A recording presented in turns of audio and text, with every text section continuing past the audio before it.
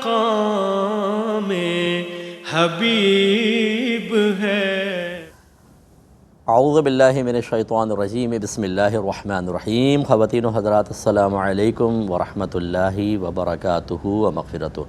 Programme احکام شریعت اور فقہ حنفی سے متعلقہ مسائل کے ساتھ ایک دفعہ پھر آپ کی خدمت میں حاضر ہیں۔ ایک آفر کویسچن تھا کہ کسی شخص کو لکی کہنا کیسا، اس بنا پر کہ اگر وہ گھر میں آیا تو اس کے بعد پھر خوش قسمتی بھی آ گئی، جیسے دلہن یا کوئی بچہ پیدا ہوتا ہے یا لڑکی کے بعد کئی لڑکے پیدا ہوئے تو کہا جاتا ہے کہ لڑکی لکی ہے ہمارے لیے، تو کیا حکم شرع ہوگا؟ دیکھیں، اس طرح کہنے میں تو کوئی حرج نہیں جبکہ عقیدہ درست ہو۔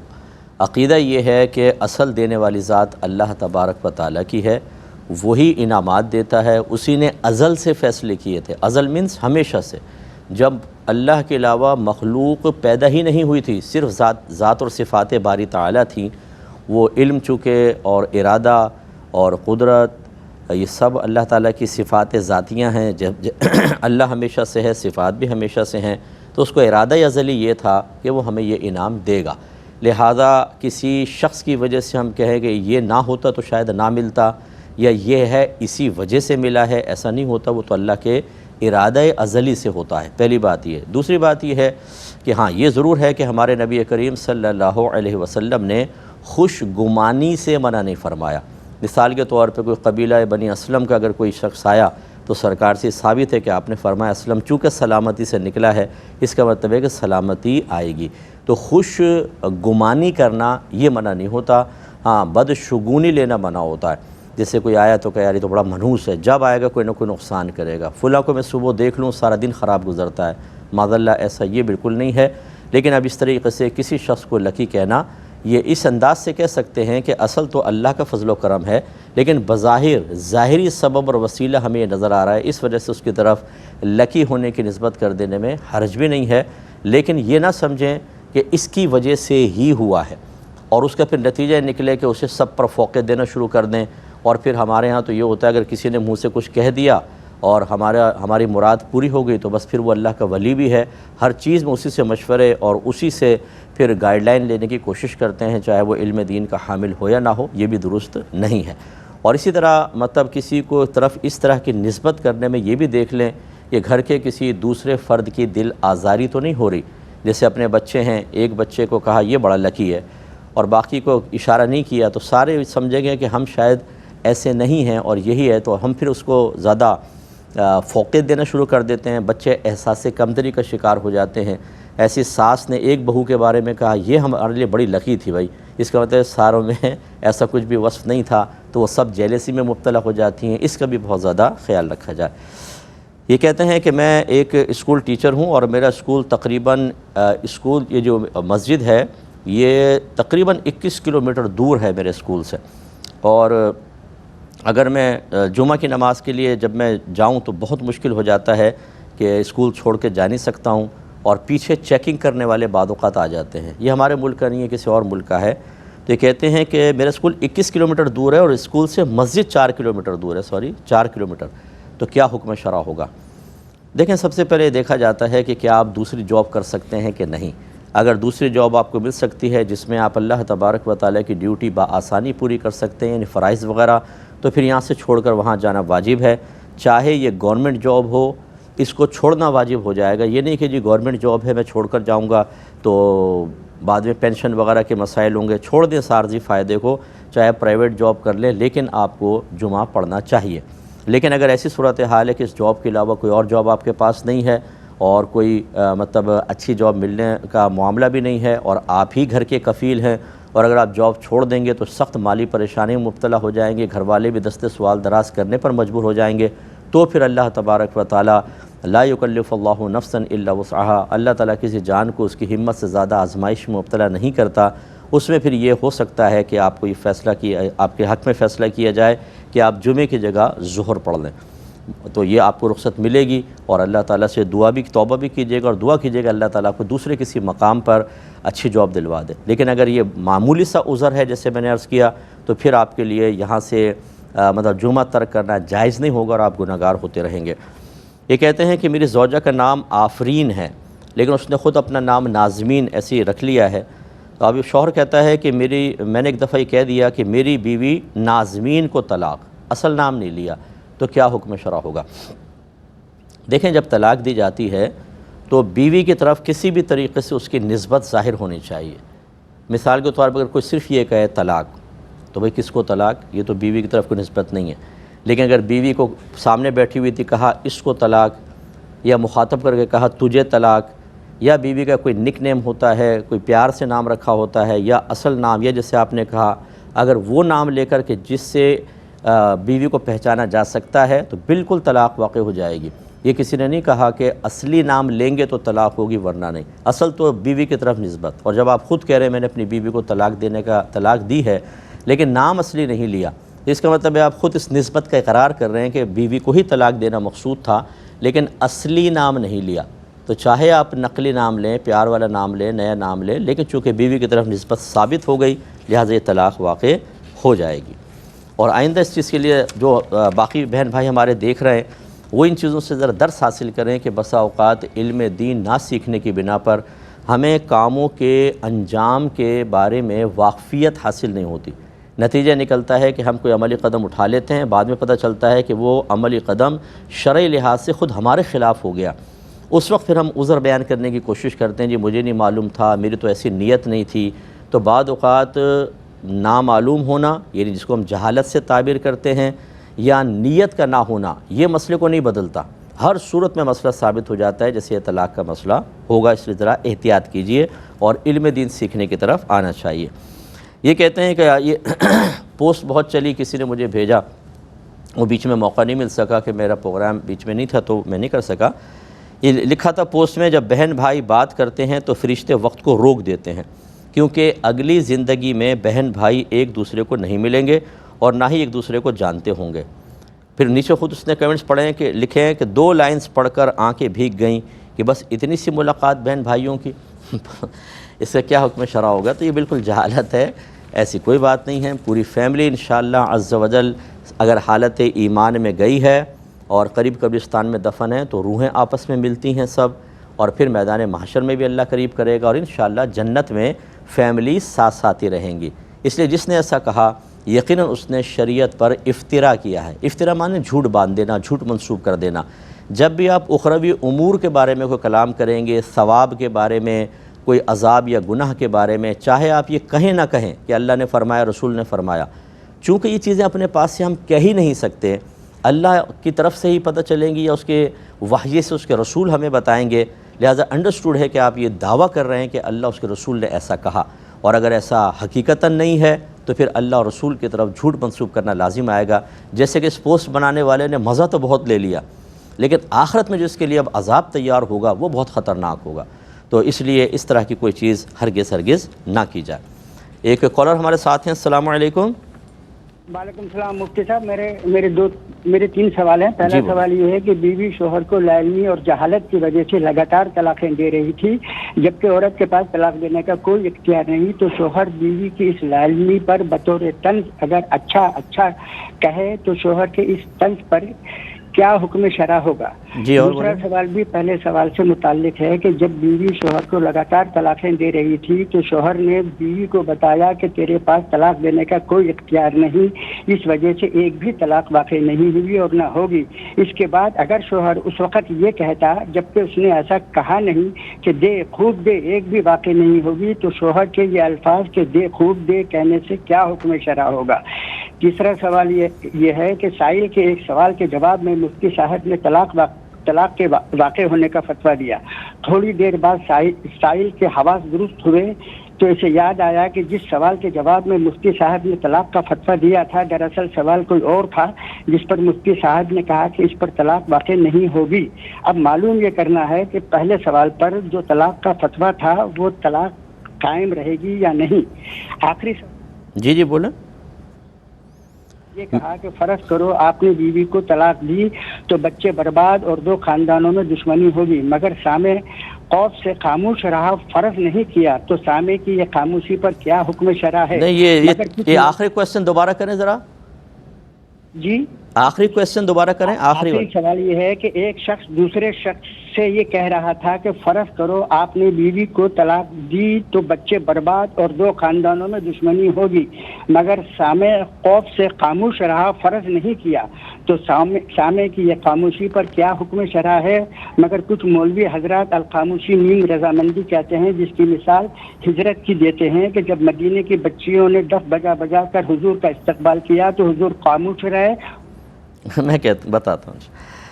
ایک انہوں نے کہا کہ بیوی نے لگاتار شوہر کو طلاق کے الفاظ کہے اور شوہر جواب میں تنزن اچھا ایسا کہتا رہا، تو کیا طلاق واقع ہوگی کہ نہیں ہوگی؟ تو یہ واقع نہیں ہوگی، کیونکہ بیوی کو یا تو طلاق کا حق پہلے دیا ہو، جس کو طلاق تفویض کرنا کہتے ہیں۔ شرعی لحاظ سے ایسا ہو سکتا ہے کہ اگر شوہر بیوی سے کہے کہ میں تمہیں طلاق کا اختیار دیتا ہوں، پھر وہ تعداد بھی بتا دے، 1 یا 2 یا 3، اور اگر کوئی تعداد نہیں بتائی تو کم از کم 1 طلاق کا اختیار عورت کو حاصل ہوگا۔ اگر وہ فوراً عورت اپنے آپ کو طلاق دے لیتی ہے، طلاق واقع ہو جائے گی۔ اور اگر دوام والے الفاظ کہیں، ہمیشگی والے، کہ تم جب چاہو اپنے آپ کو طلاق دے لو، تو پھر فوراً دینا لازم نہیں، عورت جب چاہے اپنے آپ کو طلاق دے سکتی ہے۔ لیکن اس صورت میں تفویض طلاق کی صورت میں بھی شوہر کا حق باقی رہتا ہے، اگر یہ چاہے تو اس طلاق کے حق کو استعمال کر سکتا ہے۔ لیکن اگر شوہر نے حق تفویض نہیں کیا ہے تو بیوی لاکھ طلاق کے الفاظ کہتے رہے، اس سے طلاق واقع نہیں ہوگی، اور شوہر نے بھی چونکہ اس کو ایکسیپٹ نہیں کیا طلاق کو، بلکہ تنزن اچھا کہتا رہا، تو نہیں ہوگی۔ لہٰذا اگر ایسا ہوتا کہ بیوی کہتی کہ میں نے اپنے آپ کو طلاق دی اور جواب میں شوہر کہتا ٹھیک ہے پھر طلاق ہو گئی، تو ہو جاتی پھر، لیکن شوہر نے ایسا کچھ نہیں کہا، لہٰذا ابھی تو طلاق واقع نہیں ہوئی۔ ایک اس طرح یہ کہتے ہیں کہ بیوی کو بتایا کہ تمہیں اس کا اختیار حاصل نہیں ہے طلاق کا، تو اس سے کیا حکم شرع ہوگا؟ تو بالکل اس سے کوئی طلاق واقع نہیں ہوتی ہے، اور اس نے صحیح کہا کہ تمہیں طلاق کا اختیار حاصل نہیں ہے۔ تیسرا یہ کہتے ہیں کہ کسی مفتی صاحب سے مشورہ سوال کیا کہ طلاق واقع ہو گئی، انہوں نے کہا ہو گئی، تو پھر سائل کو اچانک یاد آیا، اس نے کہا نہیں سوال یوں نہیں تھا، یوں تھا، اب بتائیں، انہوں نے کہا اب نہیں ہوگی، تو جو پہلے مفتی صاحب نے کہا تھا اس کا کیا حکم ہے؟ دیکھیں یقیناً صحیح سوال کا مطلب یہ ہوتا ہے کہ طلاق کی صحیح صورتحال کو بیان کرنا، کس نے کہا تھا، کیا الفاظ کہے تھے، کتنے کہے تھے، کس انداز سے کہے تھے، یا لکھے تھے تو کیا لکھے تھے۔ یقینی سی بات ہے کہ جب غلط صورتحال بیان کر کے فتویٰ لیا جائے گا تو مفتی صاحب تو اسی بات کے مکلف تھے کہ جو آپ نے کہا یا جو لکھ کر دیا وہ اس کے اوپر فتویٰ دیں، اس کے مطابق، سوال کے مطابق جو پہلے کہا گیا ان کا فتویٰ بالکل درست ہوگا کہ طلاق واقع ہو گئی۔ لیکن جب سائل نے خود یہ بتایا کہ یہ سچویشن تو تھی نہیں، سچویشن تو یہ تھی، اس کا مطلب وہ کل عدم ہو گئی۔ اب جو آپ نے یہ پوچھا اگر یہ واقعی حقیقتاً سچویشن ہے تو بالکل پھر اس پر جب مفتی صاحب نے کہا کہ طلاق واقع نہیں ہوگی تو نہیں ہوگی، پہلے والی تو لغوی چلی گئی، وہ سوال ہی صحیح نہیں تھا، تو لہٰذا طلاق واقع نہیں ہوگی۔ ایک مختصر سا بریک لیں گے، ہمیں یقین ہے ہمارا انتظار فرمائیں۔ بسم اللہ الرحمن الرحیم۔ پہلے کالز لیتے ہیں پھر انشاءاللہ جوابات۔ السلام علیکم۔ شاید لائن ڈراپ ہو گئی ہے۔ بھائی نے یہ جو کویسچن کیا میں نے اس کا جواب کمپلیٹ کیا۔ ایک انہوں نے ایک اور بات پوچھی کہ اگر ایک شخص دوسرے سے کہہ رہا تھا کہ فرض کرو کہ اگر تم طلاق دے دو گے اپنی زوجہ کو تو بچے برباد ہو جائیں گے اور خاندان ایک دوسرے سے ٹکرا جائیں گے، سامنے والا اس پر خاموش رہا، تو کیا یہ خاموشی رضامندی کی علامت بنے گی یا نہیں بنے گی؟ جی نہیں بنے گی۔ خاموشی رضامندی کی علامت بعض جگہ پر بنتی ہے، جیسے کنواری بچی ہو، شرمیلی ہو، جیسے پردہ دار خاتون ہوتی ہیں، ان سے رشتے کے بارے میں پوچھا کہ بھائی آپ اجازت دے دیتی ہیں کہ ہم کسی سے آپ کا رشتہ فلاں سے کر دیں، اور وہ خاموش رہی، تو حدیث کے مطابق اس طرح کی کنواری بچی جو شرم و حیا والی ہوتی ہے اس کا خاموش رہنا رضا کی علامت بن جاتا ہے۔ لیکن جب آپ کسی مطلب شادی شدہ شخص سے، اور وہ بھی پھر مرد ہو اور وہ بھی طلاق کا مسئلہ ان سے کہیں اور وہ خاموش رہے، تو یہ کوئی رضامندی کی علامت نہیں۔ اور فرض کر لیں کہ اگر اس کو رضامندی کی علامت بھی قرار دیا جائے تو وقوع طلاق کے لیے خاموش ہو کر رضامندی کا اظہار ضروری نہیں ہوتا، بلکہ الفاظ کی ادائیگی لازم ہوتی ہے۔ اگر وہ دل میں طلاق دے دے نا، فرض کر لیں ہونٹ نہ ہلے تب بھی واقع نہ ہو، ہونٹ باقاعدہ یعنی ہلنے چاہیے اور آواز سنیے، اور کم از کم اپنے کان تک اس شخص کے اپنے کان تک آواز پہنچے تو وقوع طلاق ہوگا۔ یا پھر کوئی پیپر کے اوپر لکھ دے کہ میں نے طلاق دی، یا پہلے طلاق لکھی ہوئی ہے جیسے اسٹامپ پیپر وغیرہ پہ ہوتا ہے، نیچے سائن کر دے اس کو پڑھنے کے بعد، اور پتہ ہو کہ طلاق نامہ ہے، تو طلاق واقع ہو جائے گی۔ لیکن اس صورت میں بالکل طلاق نہیں ہوگی۔ ایک اور کالر ہے۔ السلام علیکم۔ السلام جی بہن۔ مفتی صاحب آپ سے یہ پوچھنا تھا کہ جو لڑکی کا نکاح پڑھائے گا گواہ وکیل کے طور پہ، وہ گواہ بھی بن سکتا ہے لڑکی کا؟ ٹھیک ہے۔ اور बस यही पूछना था, शुक्रिया। जी मैं अर्ज़ करता हूँ इंशाअल्लाह। एक ये क्वेश्चन इन बहन का ले लेते हैं कि बाज़ औक़ात ऐसा होता है कि वकील जो निकाह पढ़ा रहा है वो लड़की की तरफ से वकील भी हो और गवाह भी बन जाए, क्या हुक्म शरअ होगा? जी बिल्कुल हो सकता है हमारे यहाँ, लेकिन चूँकि निकाहनामा फ़िल करना होता है और उसमें इनके तमाम के अलग अलग खाने होते हैं, उनके एड्रेसेस और उनकी रिश्ता बच्ची से लिखना होता है, उनके साइन की जगह अलग-अलग होती हैं, इसलिए आजकल के दौर में ऐसे होना चाहिए कि लड़की का वकील और उसके 2 गवाह अलहदा हों जो बच्ची से इजाज़त के वक्त मौजूद हों, और फिर लड़के के जो लिखा होता है शादी के 2 गवाह, शादी के गवाह नंबर 1, नंबर 2, लड़के के 2 गवाह अलहदा होने चाहिए। लेकिन अगर आप सिर्फ ये पूछना चाह रही हैं कि क्या निकाह हो जाएगा कि नहीं, तो बिल्कुल हो जाएगा। अगर 2 गवाह मौजूद हैं और वही लड़कों में लड़का लड़की में इजाब व कबूल करवा दें तो इजाब भी है, कबूल भी है और गवाह भी मौजूद हैं, बिल्कुल निकाह तो हो जाएगा इंशाअल्लाह। एक और कॉलर है हमारे साथ। अस्सलाम वालेकुम। अस्सलाम वालेकुम मुफ्ती साहब। जी वालेकुम सलाम। कैसे हैं, खैरियत से हैं? अल्लाह का बड़ा करम, अल्लाह का करम। तब ये सवाल था कि वित्रों के अंदर ना कोई शख्स दुआए कनूत भूल गया, ओह तो अब रकू में मुकम्मल गया नहीं तो उसको याद आ गया, वापस लौटे या ना लौटे, अभी मुकम्मल नहीं गया था। ठीक है, ठीक है, बता इंशाअल्लाह अर्ज़ करता हूँ। एक और कॉलर हैं। अस्सलाम वालेकुम। वालेकुम अस्सलाम। जी भाईजान। अच्छा मुफ्ती साहब बात कर रहे हैं? जी बोल रहा हूँ, मैं बोल रहा हूँ। अच्छा मेरा सवाल ये था कि जो इस्लामिक बैंक है इसमें जो हम अमाउंट रखते हैं और जी। इसका जो हमें मंथली जो प्रॉफिट मिलता है, तो ये शरन, वो तो बैंक वाले तो ये कहते हैं कि शरई तौर पे इसका वो भी है, ठीक है, इसका शरई फतवा भी है, तो ये जायज़ है शरई तौर पे। तो मुझे कंफर्म करना था ये जायज़ है, क्योंकि कन्वेंशनल में तो इंटरेस्ट होता है। जी जी। लेकिन इन दोनों में फ़र्क ये है कि इस्लामिक में रेट भी कम है, क्योंकि वो कहते हैं ये शरई तौर पे हमें जो कुछ लिमिटेशंस होती हैं तो वहाँ हम इन्वेस्ट करते हैं इसको।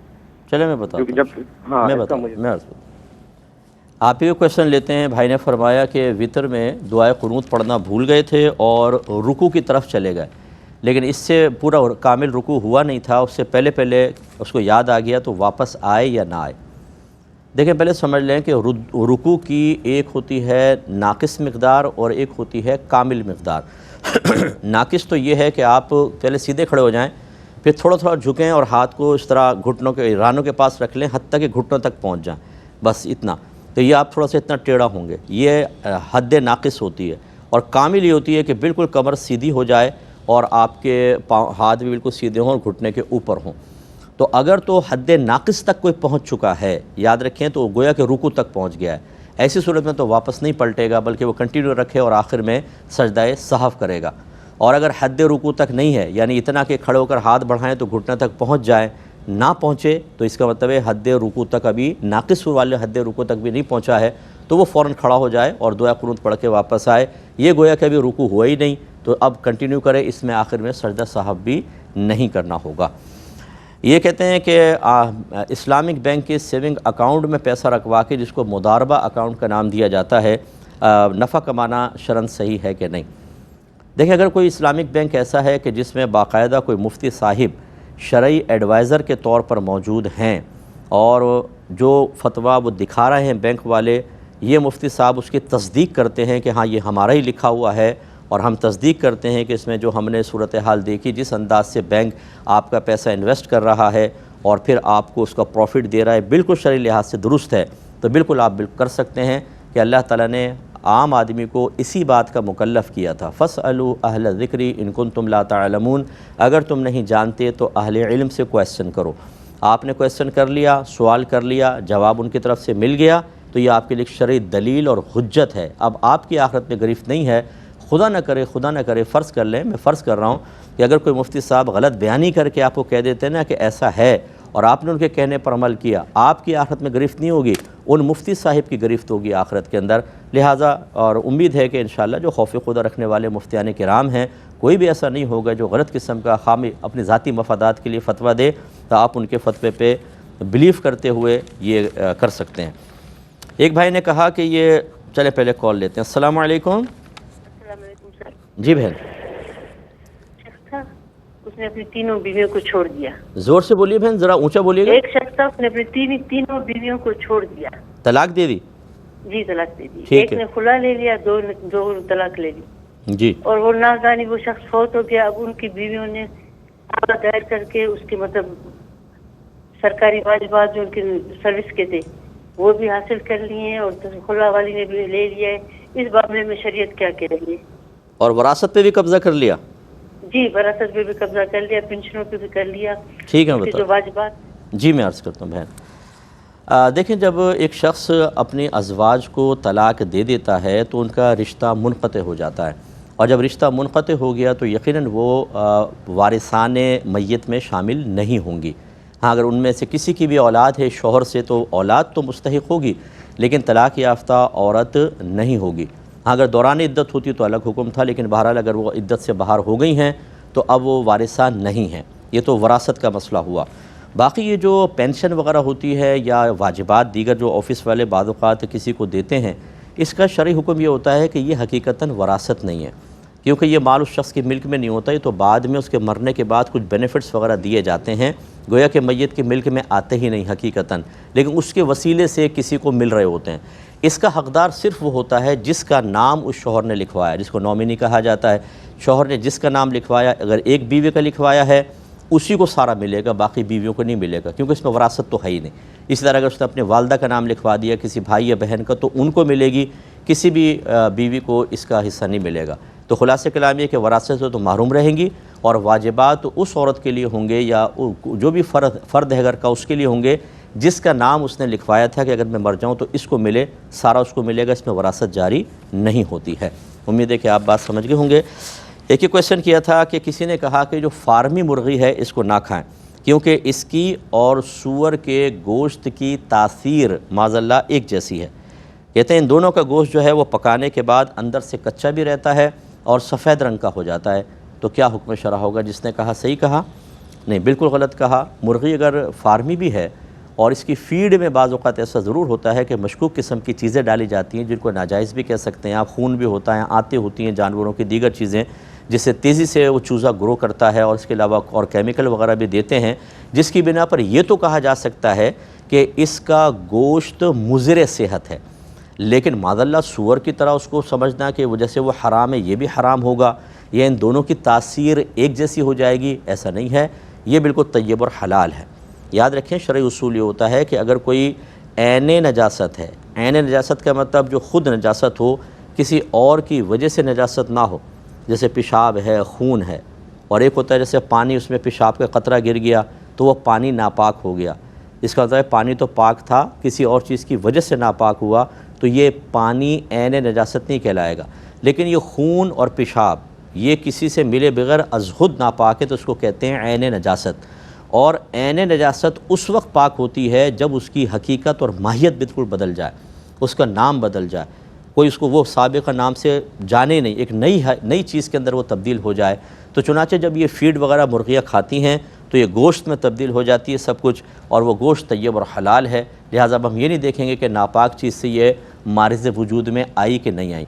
वरना जो देसी मुर्गियाँ होती हैं, देखें बाहर नालियों पे कीड़े मकोड़े खाती रहती हैं, मछलियाँ कीड़े मकोड़े खाती हैं, और गंदा पानी भी मुर्गियाँ पी रही होती हैं, नालियों का पानी, उसी से वो गोश्त भी बन रहा होता है। चूज़ा है तो ऐसे ऐसा बड़ा हो जाता है, तो क्या इसको खाना मना होगा?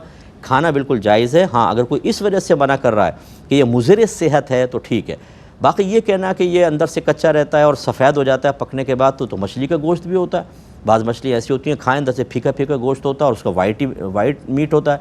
तो क्या मतलब मछली को भी फिर सूअर की इसमें मिला लिया जाए?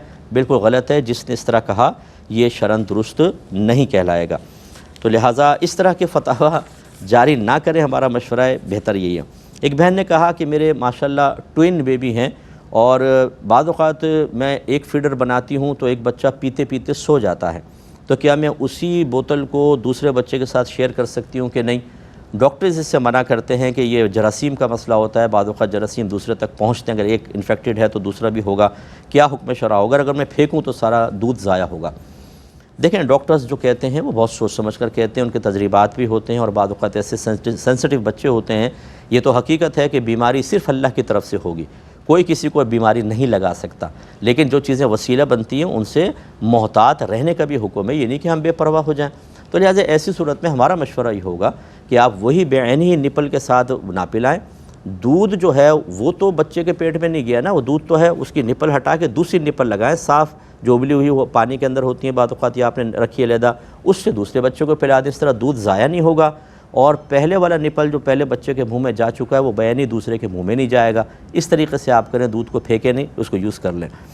یہ کہتے ہیں کہ بعض اوقات چلیں پہلے ایک چھوٹا سا بریک لیتے ہیں, ہمیں یقین ہے کہ آپ ہمارے ساتھ ہی رہیں گے.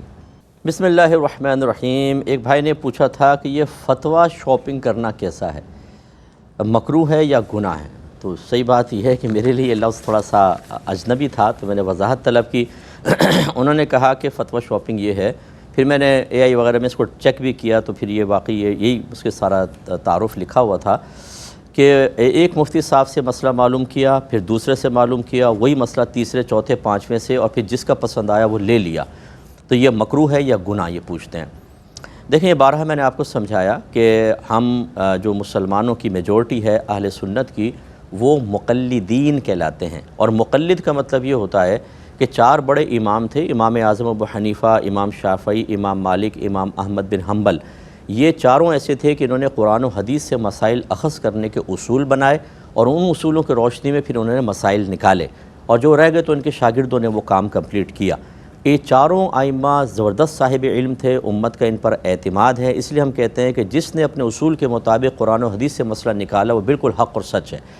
تو جب حق اور سچ ہے تو کیا ہم چاروں کے پیچھے چل سکتے ہیں جس کا قول لے لیں؟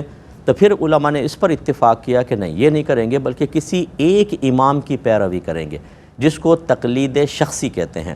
اور اس لیے تقلید شخصی کا حکم دیا کہ اگر ہر شخص اپنے مطلب کا مسئلہ حل کرنے کے لیے یا حاصل کرنے کے لیے امام بدلتا رہے گا تو جو اللہ تبارک و تعالیٰ نے احکام میں ایک اپنی حکمت رکھی ہے, اور وہ ہے آزمائش اور ابتلا. ابتلا کا مطلب یہ ہوتا ہے آزمائش میں مبتلا کرنا, وہ باطل ہو جائے گا.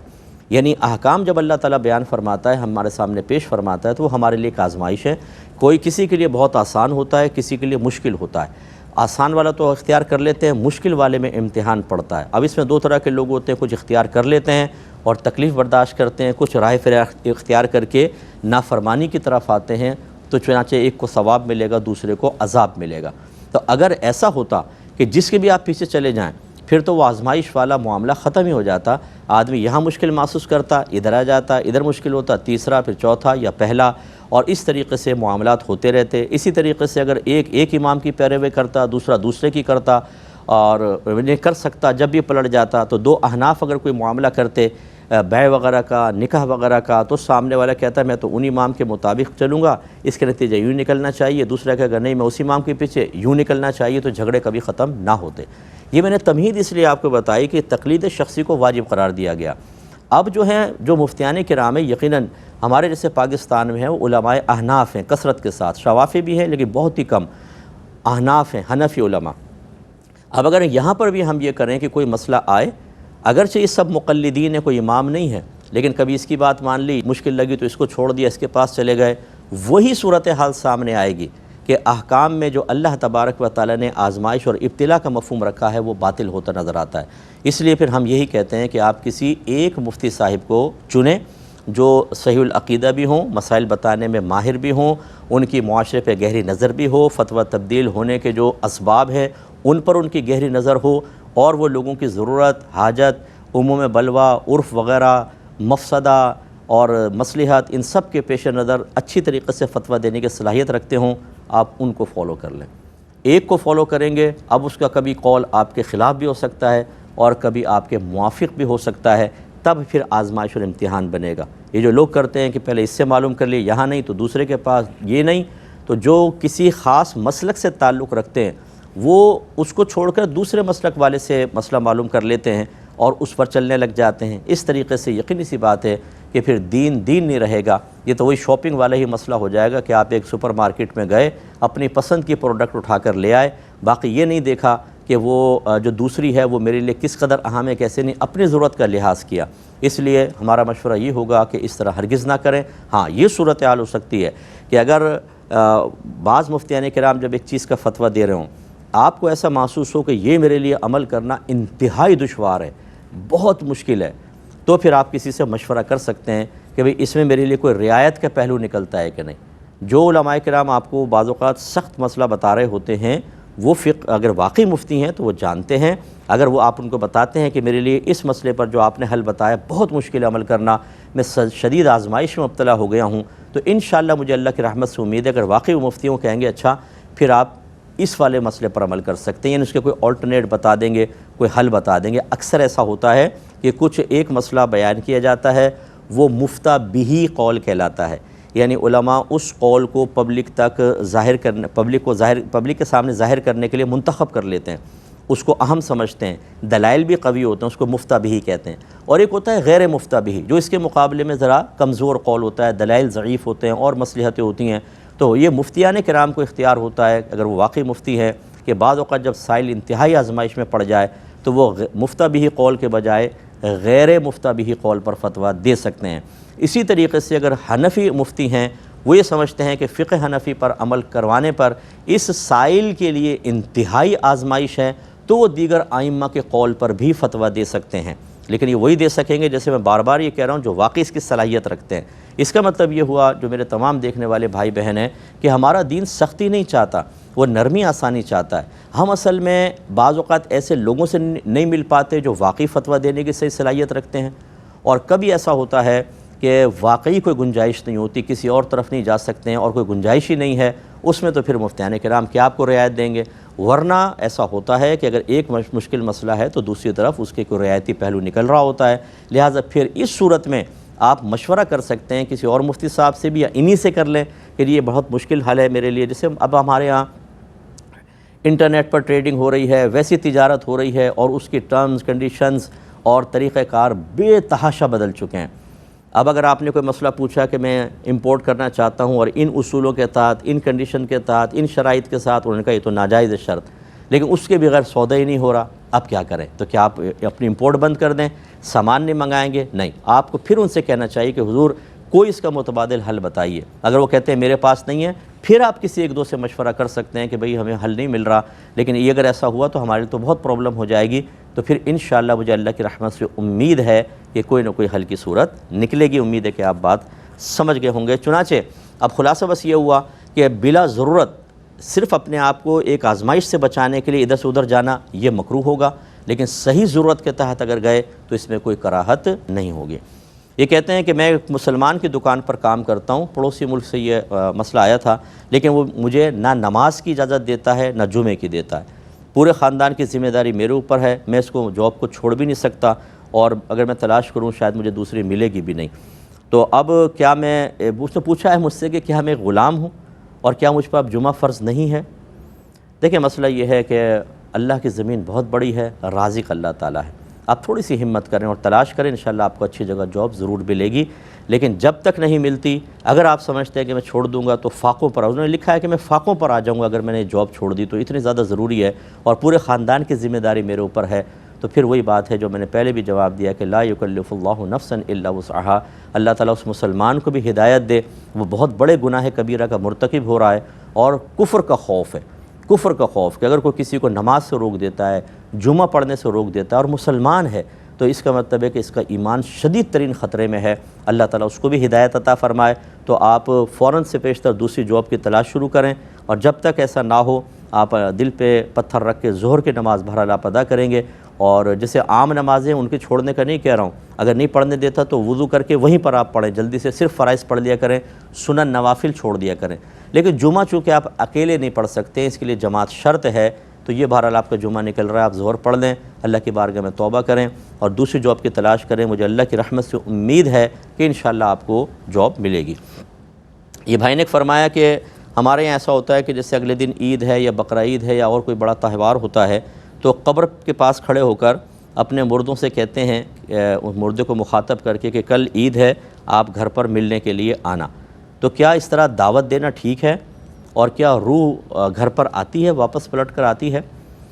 دیکھیں یہ طریقہ بالکل خلاف سنت ہے، اور ایسی چیزیں کہ جو ہماری ظاہری آنکھوں کے سامنے نہ ہوں اور پوشیدہ امور ہیں جن کی خبر اللہ تعالیٰ دیتا ہے یا اس کے بتائے سے اس کے رسول دیتے ہیں، ان کو قیاس نہ کریں، ان کے اندر نئی نئی پھلجھڑیاں نہ نکالیں، کیونکہ وہ صرف معرفت قرآن یا معرفت حدیث پر موقوف ہے. اگر نبی کریم نے کوئی احوال برزخ بیان کیے ہیں تو آپ اور میں آنکھوں سے تو نہیں دیکھ سکتے.